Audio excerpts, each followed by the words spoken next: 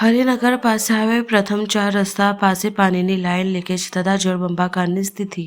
વડોદરા શહેરના મહાનગરપાલિકા દ્વારા ખોદકામની કામગીરી કરવામાં આવી રહી છે, જ્યાં પાણીની લાઇનમાં બંકાન સર્જાતા લાખો ગેલન પાણી રોડ પર વહી રહ્યું છે. પરંતુ અહીંના કોર્પોરેટર અને કોન્ટ્રાક્ટરો મલાઈ ખાવામાં મસ્ત લાગે છે. વડોદરા શહેરમાં દિવસે ને દિવસે પાણીની સમસ્યા જોવા મળી હતી, પરંતુ હરિનગર પાસે આવેલ પ્રથમ 4 રસ્તા પર પૂર જેવી પરિસ્થિતિ જોવા મળી હતી. અહીંયા કેટલાક અકસ્માત પણ આ પાણીના લીધે થયા છે, પરંતુ મહાનગરપાલિકા આના પર ધ્યાન આપતું નથી. વોર્ડ નંબર 10ના કોંગ્રેસ પ્રમુખ હાર્દિક આમોદિયા દ્વારા વહેલામાં વહેલી તકે પાણીની લાઇન સમારકામ કરીને લોકો સુધી પાણી પહોંચે તેવી માંગ કરી હતી.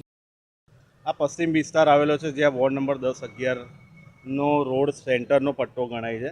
1.5-2 મહિનાથી અહીંયા કામગીરી ચાલતી હતી, પણ કામગીરી જે ચાલતી હતી એમાં જનતાએ સમર્થન બી આપ્યું, આખો રોડ બ્લોક કરી દીધો હતો. એ બી વાત બરાબર છે કે ભાઈ તકલીફ પડે કે જ્યારે કામ ચાલતું હોય, પણ કામ ચાલ્યા કર્યા પછી બી આજે લાખો ગેલન પાણી વેસ્ટ જઈ રહ્યું છે, જે લોકોને 2 ટાઈમ પીવાનું પાણી નહીં મળતું. એના કરતાં બી વિશેષ અહીંયા વરસાદ પડ્યો હોય એવી પરિસ્થિતિ, પૂર જેવું નિર્માણ થયું છે. અને હમણાં હાલમાં મેં જાતે એક કાકા અને 2 એક્સિડન્ટ થતાં પડતા જોયા, એમને મેં ઊભા કર્યા, એમને બચાયા.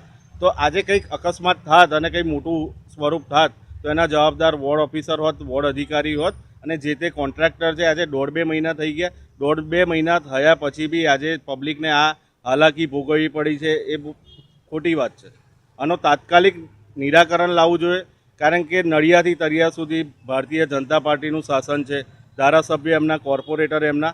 તો આ બધી વસ્તુ એમને ફિલ્ડ પર જવી જોઈએ, કારણ કે તમને ખૂબ ભરીને વોટ આપ્યા છે, તો પબ્લિકને હાલાકી ના પડે એ તમારે જોવાનું રહ્યું.